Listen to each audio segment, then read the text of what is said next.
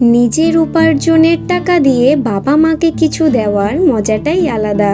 আর আজ আমিও নিজের উপার্জনের থেকে কিছু কিছু জমিয়ে মায়ের জন্য একটা জিনিস কিনছি। খুব দামি বা খুব বেশি কিছু দিতে না পারলেও নিজের সাধ্যের ভিতরে যতটা পেরেছি তার মধ্যেই দিয়েছি। অন্যদের কাছে এটা হয়তো কিছুই না, কিন্তু আমার মায়ের কাছে এটাই অনেক। কারণ তার ছোট মেয়ে, তাও আবার এই প্রথম নিজের উপার্জনের টাকা দিয়ে তাকে কিছু দিয়েছে।